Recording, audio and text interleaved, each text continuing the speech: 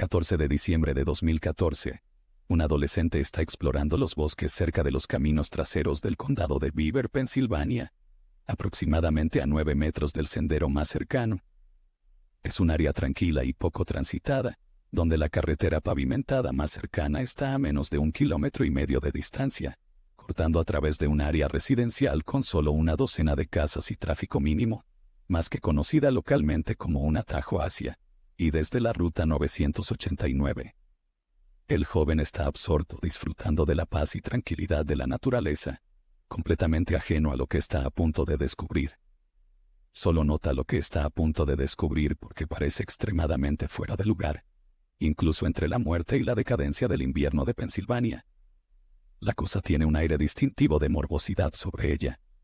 Cuando reconoce lo que es, da media vuelta y corre gritando desde los bosques, con lágrimas en los ojos y el corazón acelerado en su pecho, porque lo que descubrió ese día gris de diciembre fue una cabeza cortada. Pero esta no era la cabeza decapitada de una persona recién asesinada. Esta cabeza en particular había sido embalsamada y conservada. Cuando finalmente llega la policía horas después, descubren que los ojos de la cabeza cortada estaban cerrados, pero la boca estaba completamente abierta. Registraron intensamente y rodearon el área en busca de cualquier señal del cuerpo al que una vez estuvo unida, pero no encontraron nada. La cabeza estaba tan bien conservada que su rostro aún era claramente reconocible, pero una posterior reconstrucción facial no reveló pistas sobre la identidad del propietario. Los examinadores forenses estimaron que había estado allí entre una semana y un mes, simplemente yaciendo entre las hojas caídas esperando ser descubierta. Si los cabellos grises que cubrían su cuero cabelludo eran un indicio, se pensaba que la propietaria de la cabeza cortada tenía entre 50 y 80 años.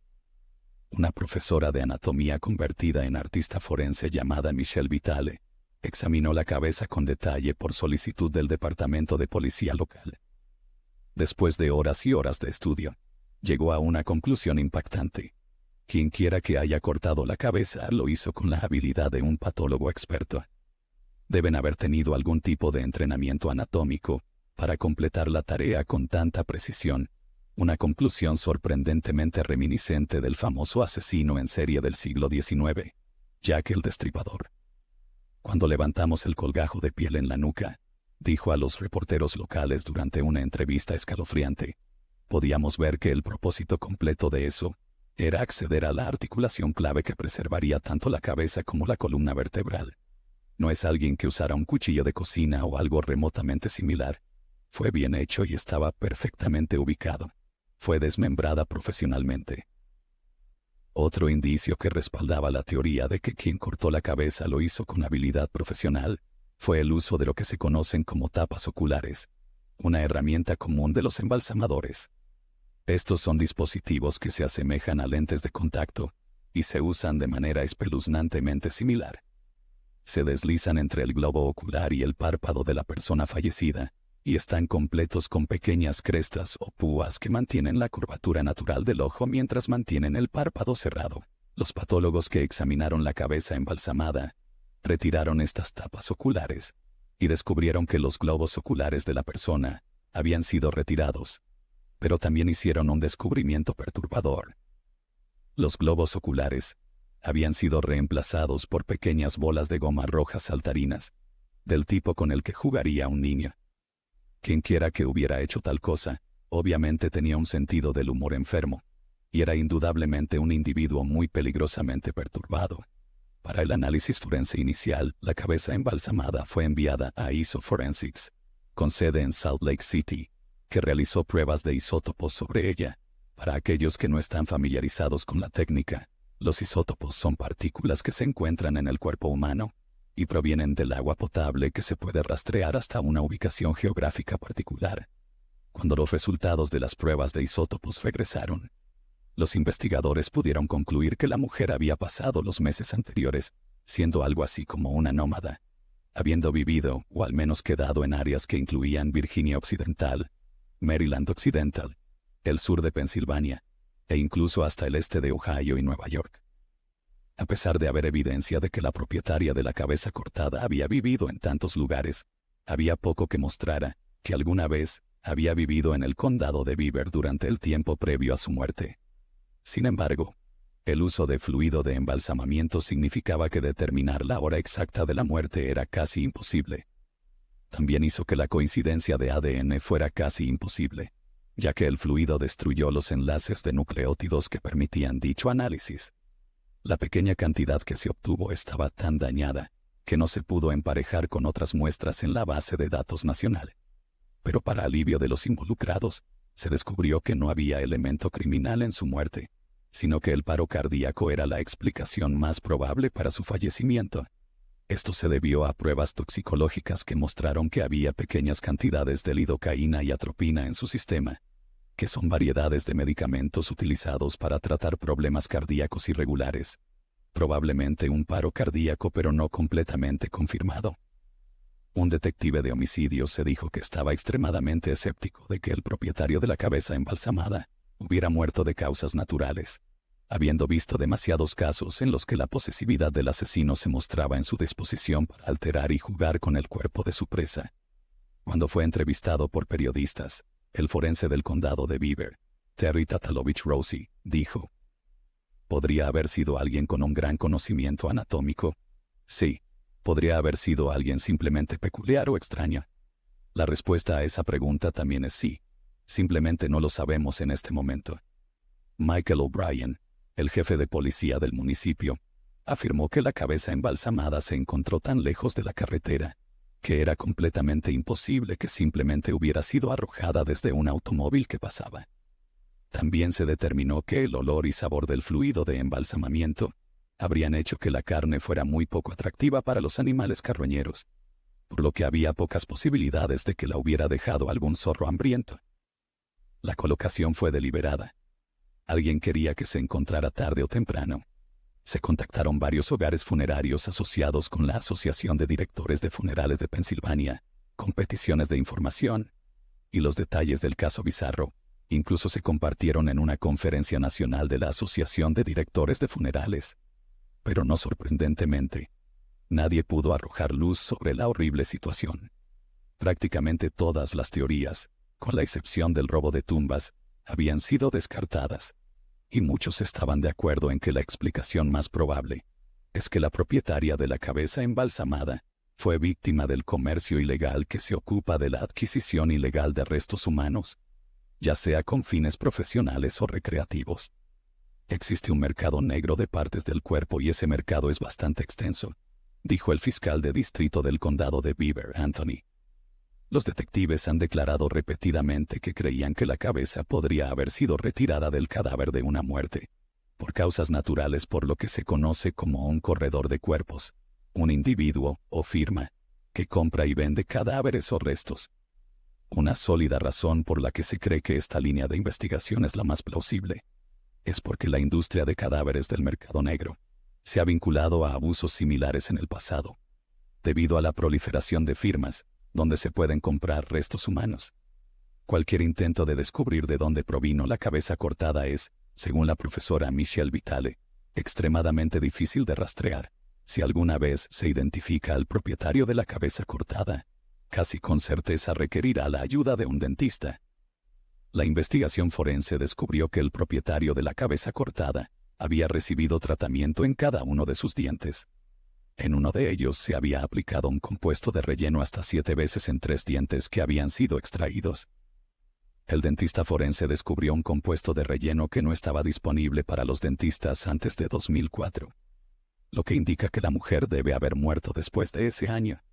Hasta ahora, el análisis del trabajo dental de la mujer no ha producido ninguna pista, pero con una reconstrucción facial forense, los investigadores aún tienen la esperanza de que algún día alguien pueda identificar a la mujer y devolverle su nombre. Casi 6 años después, seguimos sin estar más cerca de descubrir la identidad de quien poseía la cabeza embalsamada, o del individuo enfermo que la había cortado o robado antes de reemplazar los globos oculares con bolas de goma roja. Podría seguir siendo un misterio total quién exactamente colocó la cabeza en los bosques de Pensilvania. Pero tal vez, la verdadera pregunta es, ¿realmente queremos conocer toda la historia detrás de esto? ¿O es más probable que durmamos mejor manteniéndonos en la ignorancia dichosa? Este incidente trágico y perturbador sigue desconcertando a quienes intentan entenderlo, dejando preguntas sin respuestas definitivas y una sensación de inquietud en aquellos que lo conocen.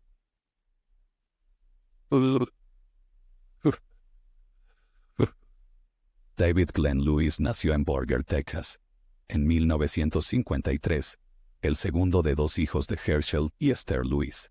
En 1972, se graduó de la escuela secundaria y luego asistió a la Universidad Texas Tech, donde destacó académicamente y se graduó con honores en ciencias políticas.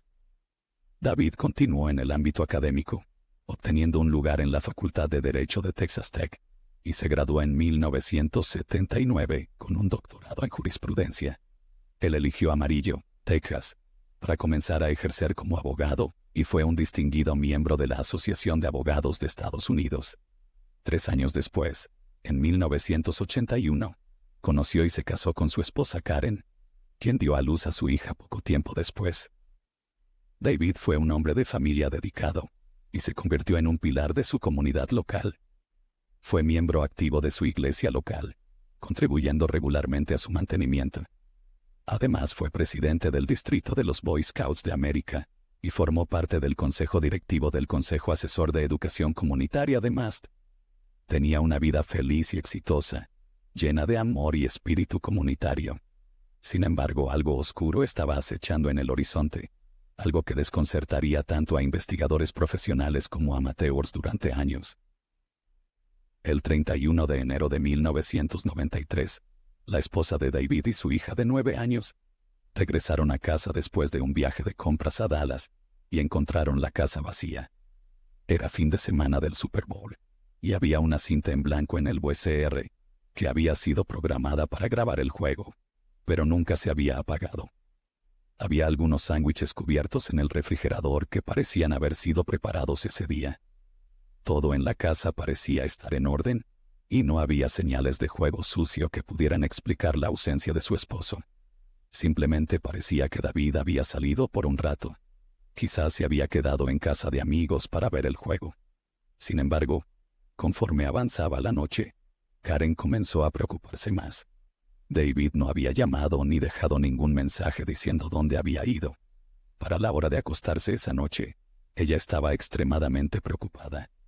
A la mañana siguiente, cuando David todavía no había llegado a casa, Karen condujo hasta el departamento de policía de Amarillo para reportarlo como desaparecido. Mientras tanto, unas 12 horas después de que la esposa de David estaba presentando el informe de personas desaparecidas, a más de 1.600 kilómetros de distancia, en Yakima, Washington, hubo varios avistamientos de un hombre extraño caminando por el centro de la Ruta 24. El comportamiento del individuo era tan alarmante que varios conductores dieron la vuelta para advertir a las personas que venían en sentido contrario que había una persona desequilibrada caminando por el centro de la oscura carretera.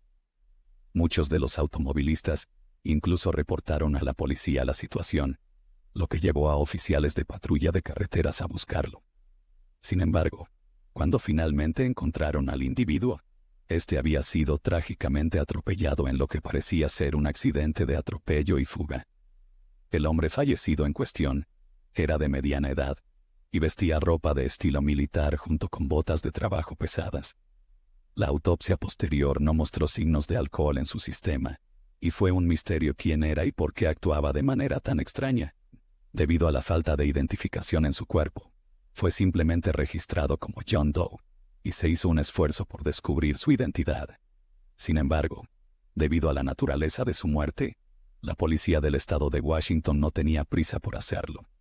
De vuelta en Texas al día siguiente de presentar el informe de personas desaparecidas, la policía encontró el Ford Explorer rojo de David abandonado fuera del edificio de los tribunales del condado de Potter en el centro de Amarillo. Bajo la alfombra del asiento del conductor, la policía encontró las llaves del camión junto con las llaves de la casa de David. El guante del camión también contenía sus tarjetas de crédito, licencia de conducir y chequera, todos aparentemente en el lugar habitual donde David solía guardarlos. Sin embargo, a pesar de tal hallazgo, la policía no tenía pistas reales sobre su paradero actual. ¿Dónde podría haber ido desde allí? Seguía siendo un misterio. Sin embargo, hubo un dato increíblemente pertinente que considerar. El hecho de que antes de desaparecer, David había confiado a su esposa que creía que su vida corría peligro. Ella insistió en el tema, pero David se negó a revelar más información, ni sobre la naturaleza ni la urgencia de las amenazas, ya que creía que compartir ese conocimiento pondría en peligro también la vida de ella. Al hablar con la policía, Karen les dijo que sospechaba que esta amenaza estaba relacionada con su trabajo como abogado, que algún cliente enojado o insatisfecho lo había culpado por un fracaso de su parte, posiblemente resultando en una sentencia de prisión, y deseaba venganza. Karen había revisado los expedientes de casos de David y descubrió una cita fechada una semana después de su desaparición, que era una declaración en un caso de conflicto de intereses entre su antiguo bufete de abogados y un cliente adinerado. También había hablado con el padre de David, quien confesó que su hijo también le había hablado sobre la cita. David le había dicho a su padre que no tenía absolutamente ninguna intención de encubrir las fechorías de su antiguo bufete, y que iba a revelar la verdad del asunto a todos los involucrados. A pesar de que la policía consideró esto como una pista valiosa, simplemente no había suficiente información sobre detalles específicos e individuos para producir pruebas nuevas y serias. Sin embargo, poco después, la policía hizo un descubrimiento notable. Los recibos de 2 boletos de avión comprados a nombre de David, que fueron adquiridos alrededor de la época en que desapareció. El primer boleto era de amarillo a Dallas, probablemente el medio que había utilizado para escapar de quien lo amenazaba en primer lugar. El segundo boleto era desde el Aeropuerto Internacional de Los Ángeles de regreso a Dallas, un vuelo programado para el mismo día en que se encontró el cuerpo de John Doe en el estado de Washington. Sin embargo, exactamente cómo David pretendía usarlos no está claro. ¿A quién estaba buscando llevar desde Los Ángeles a Texas? ¿Alguien que pudiera protegerlo de aquellos que buscaban sangre? Estas eran preguntas alarmantemente importantes, pero ninguna podía ser respondida, así que, sin más pistas que seguir, la investigación sobre la desaparición de David Glenn Lewis se cerró después de casi un año de trabajo dedicado. Luego, 10 años más tarde, en 2003, un detective de homicidios de Washington llamado Pat Dieter leyó una serie de artículos de periódicos llamados Sin Rastro, que trataban sobre casos de personas desaparecidas en todo el país. Uno de los detalles que llamó su atención fueron las menciones repetidas de las fallas en el sistema informático del Centro Nacional de Información Criminal, que se creía responsable de que muchas personas desaparecidas escaparan de las grietas investigativas. Pat comenzó a buscar en Google varias características de algunas de las personas desaparecidas, incluido David Glenn Lewis, y no pasó mucho tiempo antes de que encontrara algo muy interesante proveniente del estado de Washington. Era una imagen del cuerpo de John Doe del atropello en 1993, y se parecía sorprendentemente a una foto de David que aún vivía. La única diferencia era que David llevaba gafas, y no se mencionaba que John Doe fuera encontrado con alguna. Pero solo se necesitó un poco más de búsqueda antes de que Pat Dieter pudiera encontrar una lista de efectos personales encontrados en el cuerpo de John Doe. Bingo. Un par de gafas estaba incluido en la lista. Esto tenía que ser más que una coincidencia. Así que Dieter se puso en contacto con la policía de Amarillo y organizó que se enviaran una serie de artículos que se mantenían como evidencia del atropello, incluida una bota y una muestra de tejido. La policía de Amarillo contactó a la madre de David para obtener una muestra de ADN y compararla con la de John Doe. Así fue como en octubre de 2004, casi 12 años después de que desapareciera por primera vez, se identificó al hombre fallecido en el atropello en la Ruta 24, una carretera que estaba a más de 2.415 kilómetros de su ciudad natal de Amarillo, como nada menos que David Glenn Lewis. Pero ¿por qué exactamente estaba tan lejos de casa? Hay muchas preguntas sin respuestas sobre lo que realmente le sucedió a David Glenn Lewis ese fin de semana, y cómo terminó en Washington. La policía de Texas ha afirmado muchas veces que David dejó su hogar por voluntad propia, y que no hay evidencia de negocios turbios o amenazas contra su vida. Sin embargo, la esposa y el padre de David insisten en lo contrario, diciendo a periodistas e investigadores privados que nunca habían visto a su querido David tan aterrorizado en su vida. Teorizan que David tenía la intención de esconderse en la costa oeste durante un tiempo, lo más alejado posible de la civilización. De ahí el equipo de estilo militar destinado a la supervivencia. Cuando fuera seguro hacerlo, se cree que viajaría hasta California antes de volar de regreso a Texas.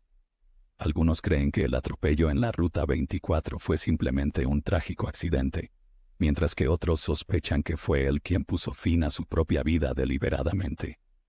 También hay quienes sospechan que fue de alguna manera rastreado por una red de individuos poderosos y fue asesinado para mantenerlo en silencio. Y lo aterrador es que esta conclusión no está del todo descartada. En el tiempo posterior a su muerte, todos los casos de conflicto de intereses relacionados con su firma simplemente desaparecieron, mientras que los problemas que parecía estar causando desaparecieron. Su muerte puso fin a una situación difícil que podría haber resultado en el pago de decenas de millones de dólares en daños y multas. El asesinato de un hombre sería un precio pequeño a pagar para evitar tales penalidades. El único indicio que sugiere que David estaba siendo seguido hasta Washington es el hecho de que parecía no estar dispuesto a alquilar un automóvil una vez que llegó allí. Estaba a pie cuando murió, y no tenía documentación de alquiler consigo. Esto podría indicar que había alquilado y abandonado un vehículo. Si estaba libre de rastreo en Washington, no habría sido gran problema alquilar un camión para moverse más fácilmente. Pero ese no fue el caso al final. Estaba caminando arriba y abajo por el centro de la carretera en plena noche, probablemente intentando detener un vehículo para poder hacer autostop y salir del área. No hay duda en mi mente de que cualquiera con los faros encendidos viajando por una carretera abierta no habría visto a David caminando hacia ellos, a menos que estuvieran extremadamente cansados o extremadamente borrachos. Esto plantea la pregunta: ¿quién atropelló a David esa noche en la Ruta 24? ¿Y por qué nunca han sido encontrados? Por lo que puedo decir, todas las investigaciones sobre la identidad del conductor no dieron resultados, lo que posiblemente se deba a que el conductor luego escapó del estado de Washington después de completar el contrato de asesinato que le asignaron. Pero independientemente, es posible que nunca descubramos qué le sucedió realmente a David Glenn Lewis, por qué fue asesinado, o cuáles fueron las verdaderas motivaciones para hacerlo, si es que fue asesinado. Muchas preguntas necesitan respuestas, algunas que la familia de David ha gastado miles de dólares tratando de obtener. Pero nos quedamos solo con la pregunta de si hay alguna explicación trágicamente inocente, o algo mucho más siniestro en juego.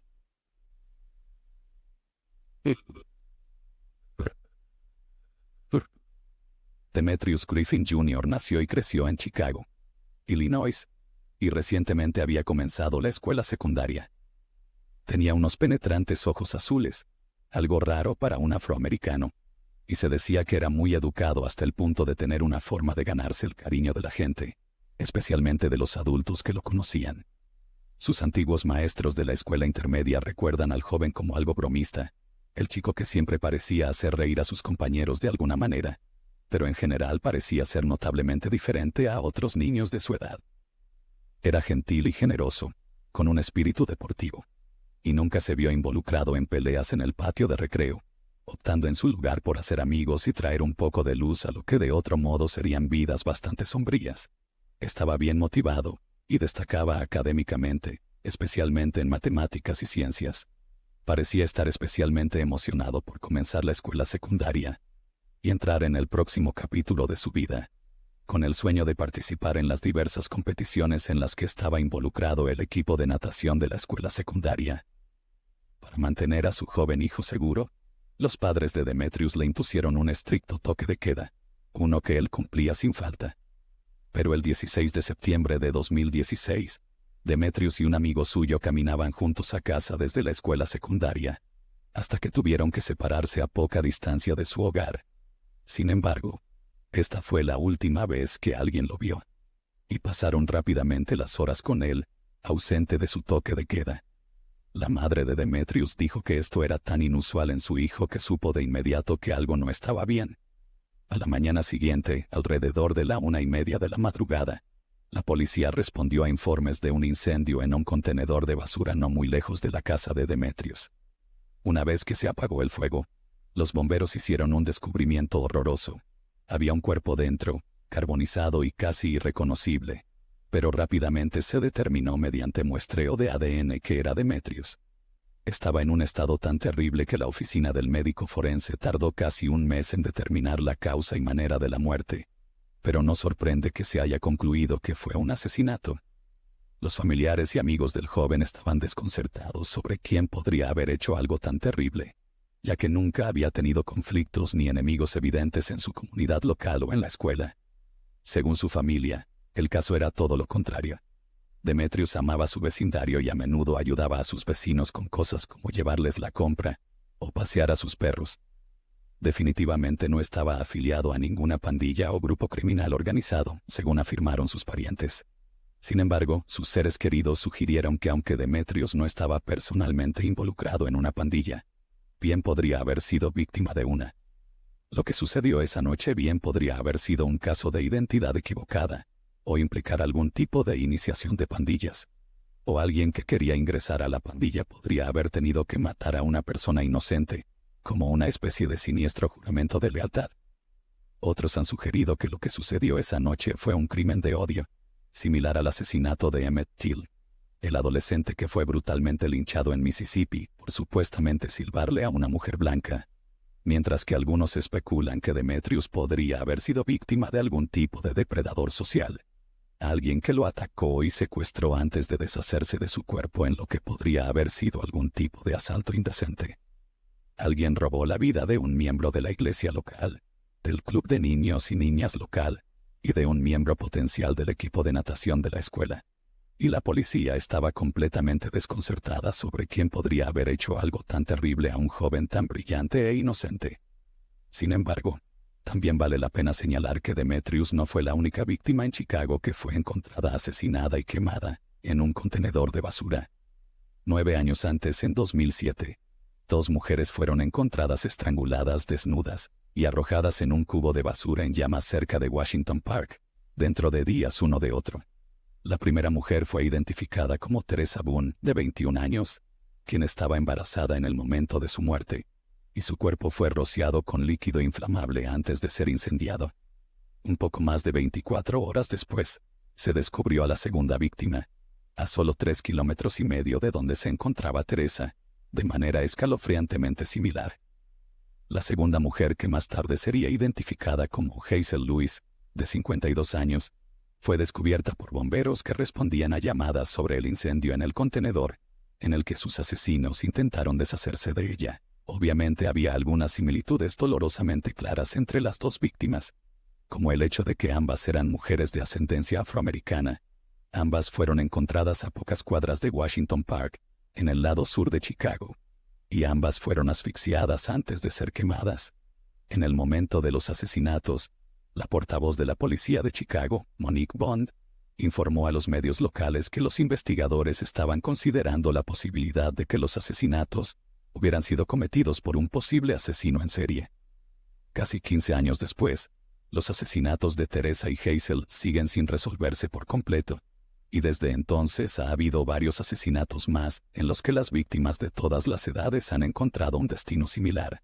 ¿Podría Demetrius Griffin Jr. haber sido víctima de este mismo asesino? Y si es así, el asesino del contenedor de basura todavía podría estar vagando por las calles de Chicago en busca de la próxima víctima. Pero hasta que ocurra otro asesinato y quemado, o hasta que esa persona sea arrestada por las autoridades, la muerte de Demetrius seguirá siendo otro misterio sin resolver.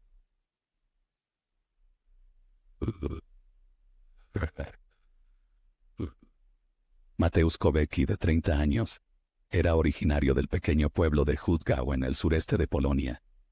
En 2018, él y su padre vivían y trabajaban como obreros de la construcción en la ciudad alemana de Hannover, situación que había generado tensiones en su relación con su novia de largo plazo, quien estaba embarazada de su hijo, y vivía en el pequeño pueblo de Lipia Góra, en el noroeste de Polonia.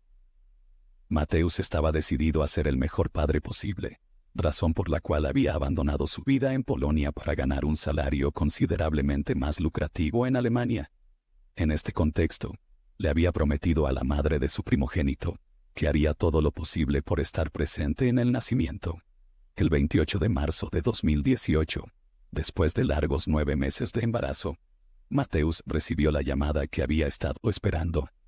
Su novia, para entonces su prometida, había entrado en trabajo de parto. Rápidamente Mateusz saltó a su BMW 525 de 1998 y aprovechó al máximo la ausencia de límite de velocidad en la autobahn alemana para recorrer rápidamente la distancia hacia la frontera polaca y su prometida en Lipia Góra. Recibió la noticia a las 11:30 p.m. y con una distancia de 650 kilómetros por recorrer a través de Alemania, se esperaba que llegara al pueblo de su novia entre las 8 a.m. y las 9 a.m. del día siguiente. A pesar de su dedicación por estar presente en el nacimiento de su hijo, Mateusz nunca llegó a Lipia Góra. Más tarde, cuando los investigadores lo interrogaron, el padre de Mateusz afirmó que recibió una llamada de su hijo la mañana del 29 de marzo, alrededor de las 10:30 a.m., en la que Mateusz le dijo que había estado atascado durante unas 2 horas en un gran atasco de tráfico, cerca de un lugar llamado Stretching, en el lado polaco de la frontera, a poco más de 160 kilómetros de Lipia Góra. Alrededor de la misma hora, Mateusz también envió un mensaje de texto a su prometida, diciendo que estaba a unas 2 horas de distancia de llegar, y que esperaba poder llegar a tiempo para el nacimiento.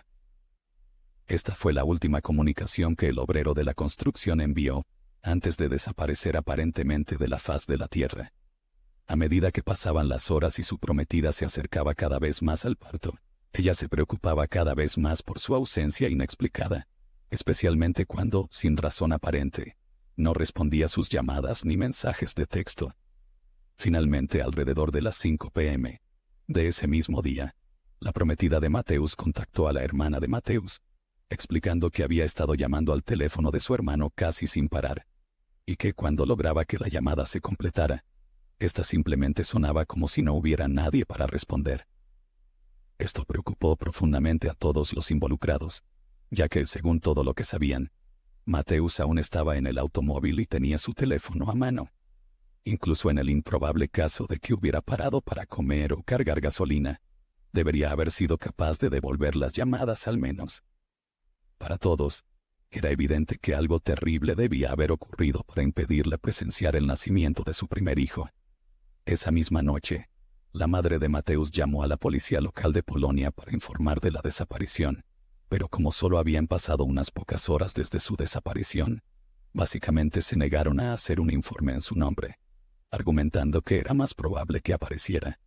Sin embargo, días después no había señales de Mateusz.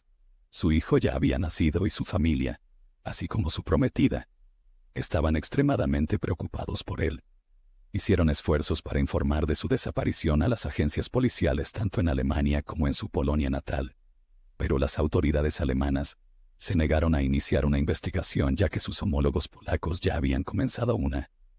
Una cosa que era evidente durante toda la investigación era la actitud claramente no cooperativa mostrada entre la policía alemana y polaca. No solo parecían reacios a compartir información o trabajar juntos en ningún tipo de esfuerzo coordinado, sino que cada uno parecía tener la actitud de que era responsabilidad de la otra parte llevar la carga de los esfuerzos de investigación. Por ejemplo, la familia de Mateusz pidió a la policía polaca que localizara su teléfono celular como punto de partida para su investigación, ya que aparentemente seguía encendido durante algunos días después de su desaparición inicial. Sin embargo, la policía polaca no pudo obtener una señal del SIM card, porque estaba bajo el control de un operador con sede en Alemania.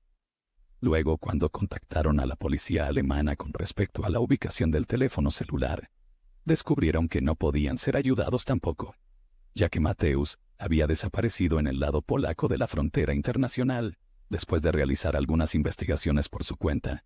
La policía polaca afirmó que en ningún momento el teléfono de Mateusz se conectó a una red polaca, y cuestionaron si realmente había cruzado la frontera hacia Polonia. Frustrados con la investigación estancada, la familia de Mateusz inició su propia investigación privada sobre su desaparición. Contaron con la ayuda de amigos y familiares preocupados, así como investigadores privados, con el plan de buscar exhaustiva e intensamente toda la ruta desde Hannover hasta Lipia Góra. Recorrieron carreteras secundarias, solicitaron copias de cintas de CCTV en negocios junto a la carretera, y hablaron con empleados en gasolineras. Llevaron consigo fotografías de Mateusz y las mostraron a todos los que pudieron en la esperanza de refrescar algún recuerdo, pero ninguna persona reconoció su imagen, ni pudo proporcionar información útil. Pasaron 6 meses y aún no había señales de Mateusz. Lo que era aún más confuso es que parecía que no solo él había desaparecido de la faz de la tierra, sino también su automóvil y su teléfono. La desaparición del primero no sería tan fácil de ocultar o desechar. Durante esos 6 meses, su familia apareció en programas de actualidad y noticias polacas apelando por información y quejándose de que la policía a ambos lados de la frontera no estaban haciendo lo suficiente para encontrar a su pariente desaparecido. Entonces, el 12 de septiembre, con la familia rápidamente perdiendo la esperanza de volver a ver a Mateusz, un vecino de su madre llamó a su casa para preguntar por el establo familiar. El establo estaba bastante cerca de la propiedad del vecino, y sospechaban que uno de los animales que albergaba había muerto durante un periodo de frío, ya que durante las partes más cálidas del día, se podía detectar un olor extremadamente desagradable cuando se estaba cerca. La madre de Mateusz investigó la situación, pero encontró que todos sus animales estaban vivos y saludables. Sin embargo, el olor persistía. El establo en cuestión tenía una sección amurallada que servía como espacio de almacenamiento para equipos agrícolas, pero la albañilería significaba que había un pequeño techo en la estructura. Dado que se había buscado en todas las partes del establo excepto el pequeño techo, la madre de Mateusz, junto con el vecino, usó una escalera para subir a él. Lo que descubrieron los horrorizó. Sobre la albañilería, había lo que al principio parecía ser un montón de ropa. También había 2 sogas para ahorcar colgando de las vigas, y lo que parecía ser una mochila de algún tipo cerca del montón de ropa. Pero tan pronto como uno de los dos brilló una linterna sobre el montón de ropa, descubrieron que era en realidad un cadáver humano, aún vestido con la ropa en la que había muerto. Aunque el cadáver estaba demasiado descompuesto para ser reconocible, estaba claro que la cabeza había sido separada del cuerpo. La conclusión parece obvia, pero hay que recordar que Mateusz no se dirigía a Hutgau, su pueblo natal, sino al de su prometida, que estaba en el lado opuesto de Polonia con 595 kilómetros de distancia. Su pueblo natal no estaba en absoluto en la ruta hacia Lipiagora, y no había razón para creer que pudiera haber estado cerca de Hutgau. Sin embargo, para la desesperación de su familia, el cuerpo fue determinado como el de Mateusz. Sorprendentemente, la causa de su muerte fue considerada como que él mismo se había quitado la vida. Esto fue completamente absurdo dado que uno de los zapatos del joven fue encontrado en el establo con un pie aún dentro. También se descubrió que algunos de sus dientes habían sido golpeados y que estaba atrapado en su ropa en una masa de vísceras secas. Lo que sea que le haya sucedido a Mateusz, obviamente involucró violencia y desmembramiento de alguna forma, y la familia estaba indignada de que pistas tan obvias se hubieran pasado por alto de manera tan negligente. Aunque es completamente posible que el cráneo de un cuerpo colgado se desprenda después de un tiempo durante el periodo de descomposición, los dientes golpeados fueron una clara señal de que algo no estaba bien. Quizás uno de los detalles más curiosos que rodean los artículos dejados en el techo de albañilería es una botella de jugo de naranja vacía que se encontró en la mochila. La familia de Mateusz insistió en que a él no le gustaba el jugo de naranja ni los cítricos en general, y que esto era una evidencia sólida de que había sido asesinado por alguien que luego había desechado la botella vacía dentro de la mochila. Sin embargo, la policía polaca se negó a considerar esto como una pista seria, y aparentemente no se molestó en verificar la botella en busca de huellas dactilares o material de ADN en ningún momento durante la investigación. Pero el misterio más destacado de todo el caso, aparte de los eventos que rodean la muerte real de Mateusz, es qué sucedió con su automóvil, un BMW 525 de 1998, con el que salió de Hannover. Nunca se encontró ni en Alemania ni en Polonia, al igual que las llaves del automóvil o el registro del vehículo, que teóricamente deberían haber estado en la billetera de Mateusz, que de hecho fue encontrada en la mochila dejada en el establo de la familia. Lo que es más, a pesar de reaparecer en su pueblo natal en algún momento, nadie vio a Mateusz ni a su automóvil. A todos los efectos, parece que de alguna manera se infiltró en su pueblo natal para poner fin a su propia vida en el establo de su familia. Pero obviamente hay mucho más en el caso que eso, y las razones por las que decidió quitarse la vida, especialmente dado que era un nuevo padre, son extremadamente dudosas. Tanto la policía polaca como el fiscal del estado Insisten en que la muerte de Mateusz fue de hecho un suicidio, y desde entonces se han negado a investigar más a fondo, incluso frente a los persistentes llamamientos de toda su familia y amigos, quienes afirman que todo esto ha sido una grave injusticia. Ya sea que esto sea negación sobre la idea de que su ser querido realmente se quitó la vida, es otra cuestión por completo. Pero si fuera yo, ciertamente sería sospechoso de algunos de los detalles descubiertos por la policía, y estaría completamente frustrado por su aparente falta de voluntad para investigar seriamente. Mateusz era un nuevo padre. Tenía una prometida amorosa y le iba extremadamente bien en su carrera elegida en la construcción, por lo que hay pocas razones para creer que tenía esas ideaciones para quitarse la vida. Pero, por otro lado, dada la naturaleza insidiosa de la depresión y las enfermedades mentales, es una posibilidad que no podemos descartar por completo a pesar de las evidencias en contrario. Dado el rechazo de la policía de investigar más a fondo, es posible que nunca sepamos realmente qué le sucedió a Mateusz en medio de su desaparición inmediata. Y si es de hecho el caso que fue asesinado, y su suicidio fue escenificado para evitar que los investigadores persiguieran a un sospechoso, es completamente posible que su asesino todavía esté libre para deambular por Europa Central a su gusto, sintiendo una sensación sombríamente satisfecha de que literalmente se ha salido con la suya.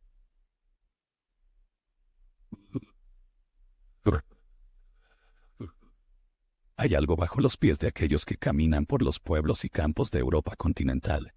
Algo que quizás ni siquiera sepan que está ahí, y que ha estado allí durante cientos, si no miles de años. Esta es la historia de los Herstal. Los Herstal son una serie de túneles que serpentean a través de Europa continental en una enorme red. Hasta ahora se han descubierto poco más de 2000, pero algunos piensan que el número real podría ser el doble o incluso el triple de esa cifra. La mayor concentración ha sido descubierta en el estado alemán de Baviera, con muchos de estos túneles extendiéndose hacia Austria. Historiadores y geólogos han observado que hay algunas variedades distintas de Herstal, pero con factores unificadores que confirman que todos son parte de la misma amalgama de túneles. Se dice que son increíblemente estrechos, la mayoría con apenas medio metro de ancho, y techos muy bajos de alrededor de 1,5 metros. El túnel más largo tiene una forma ovalada y mide alrededor de 49 metros. En la mayoría de los casos, hay una habitación grande al final, donde hay algo parecido a una estructura similar a un banco tallada en una de las paredes. Un gran porcentaje de estos túneles tienen lo que se conoce como resbalones, puntos donde el túnel desciende a un nivel más profundo que es aún más estrecho que los túneles regulares. Estas secciones son completamente intransitables para viajeros más grandes, y marcan a los Herstal como una construcción compleja y fascinante. Dado que claramente hay algún nivel de diseño inteligente detrás de ellos, para cada red de Herstal existe solo un solo punto de entrada. Estos puntos de entrada a menudo están ocultos o camuflados deliberadamente, lo que sugiere que los túneles fueron utilizados por algún grupo de personas para esconderse. Los puntos de entrada se pueden encontrar en todo tipo de lugares, algunos más ominosos que otros. Por ejemplo, mientras que algunas entradas se encuentran en lugares aparentemente aleatorios como áreas boscosas o debajo de la cocina de una granja alemana, otras están ocultas cerca de cementerios. Para los arqueólogos, el modo más simple de determinar el propósito de una habitación específica de Herstal es catalogar lo que había dentro de ella. Sin embargo, hay poca evidencia de que haya habido algo adentro de muchos de ellos. Los túneles de Herstal no tienen huellas de ruedas de carros, restos humanos enterrados dentro de ellos, o desechos de la vida cotidiana que puedan probar que fueron habitados.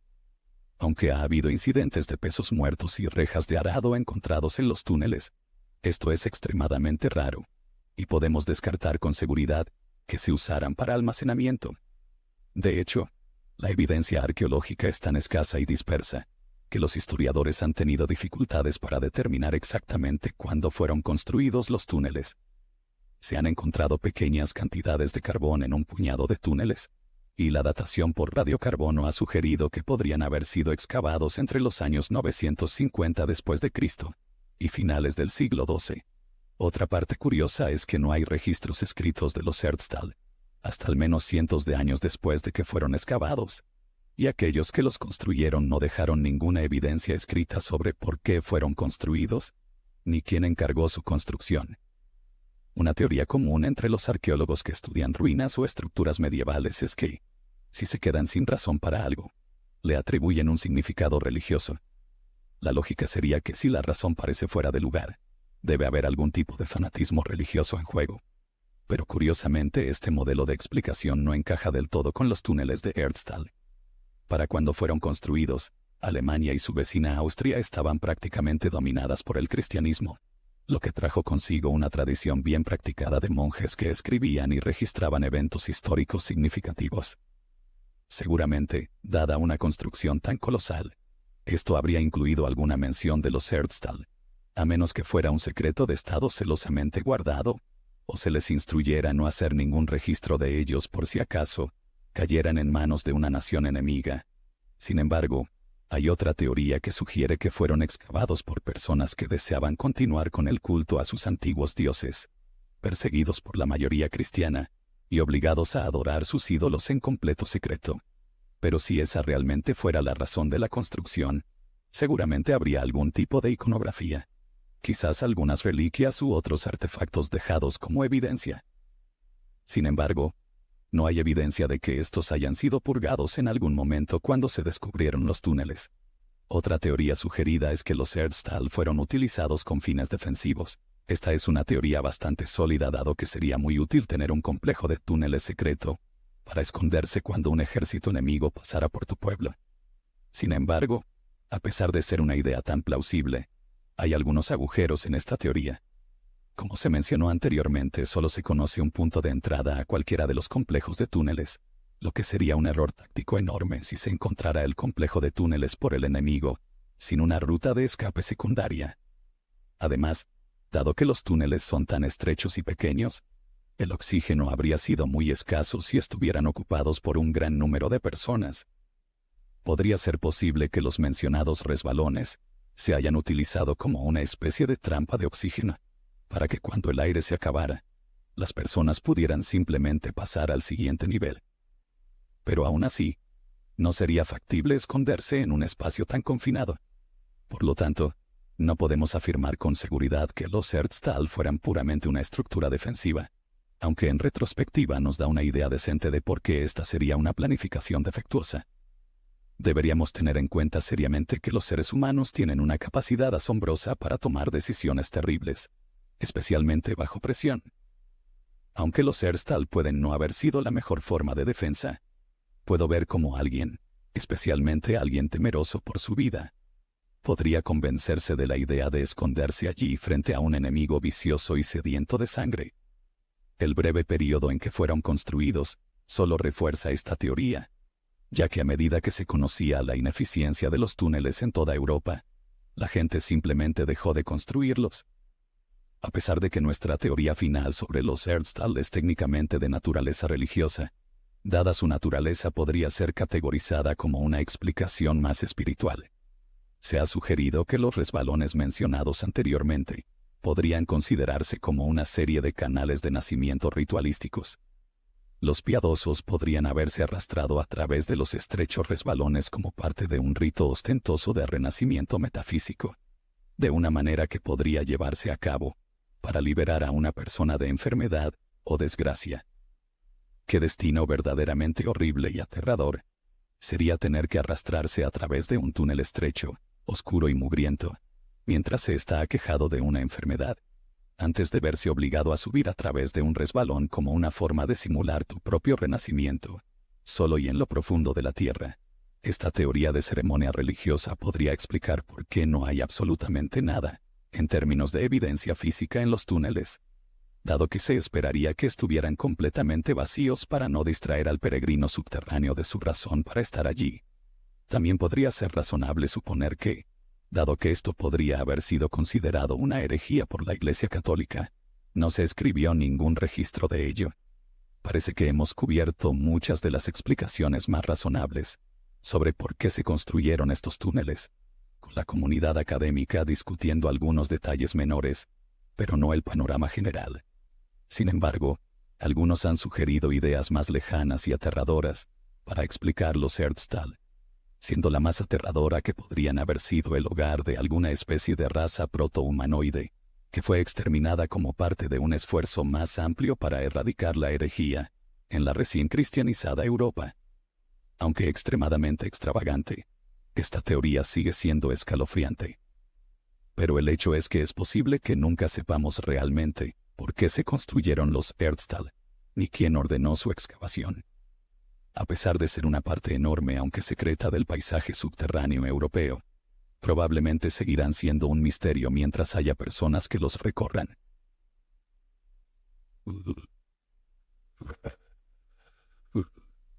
Hay pocos que no estén familiarizados con la historia del flautista de Hamelin. La historia es sencilla. La ciudad de Hamelin está siendo asolada por hordas de ratas cuando aparece un misterioso flautista, declarando que puede salvarlos de las masas de roedores.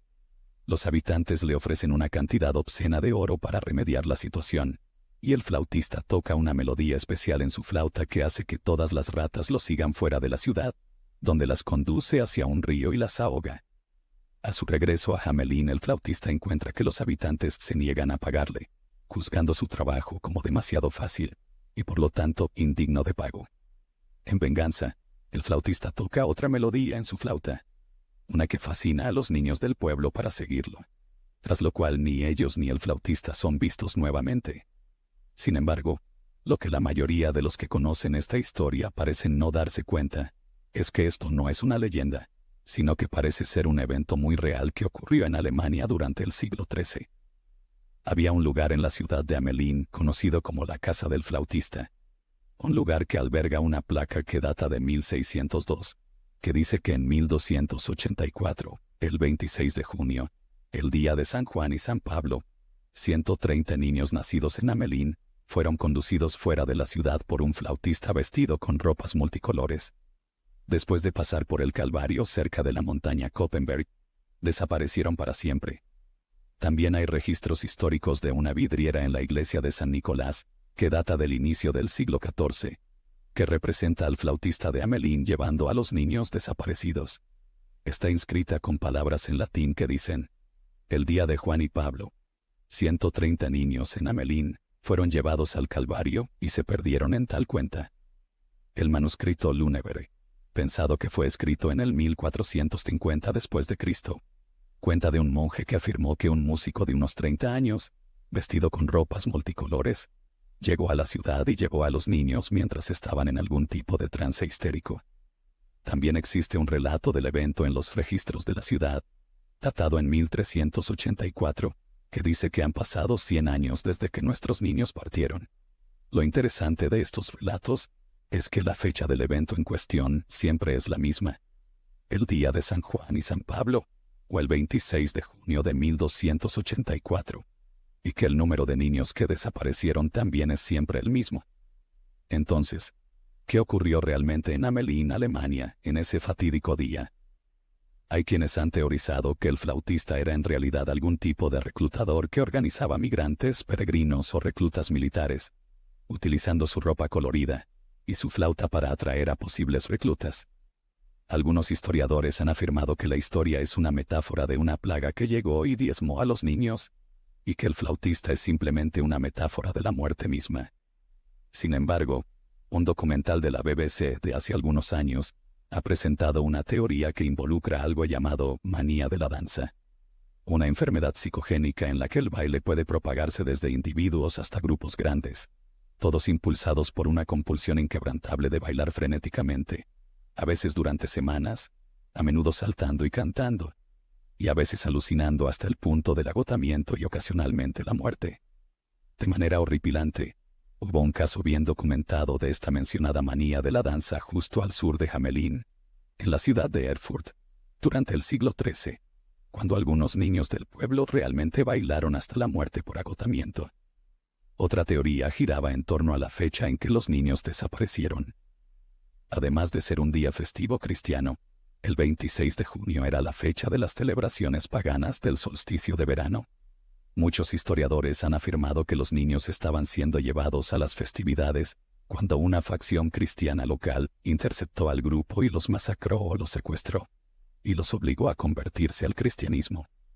En última instancia, lo que realmente sucedió en Hamelin seguirá siendo un misterio para siempre, Uno que continúa fascinando y aterrorizando a aquellos que comprenden las implicaciones de un evento tan real, porque como hemos aprendido, no fue una leyenda, sino algo que sigue acechando a un lugar que realmente sufrió un evento tan trágico y aterrador.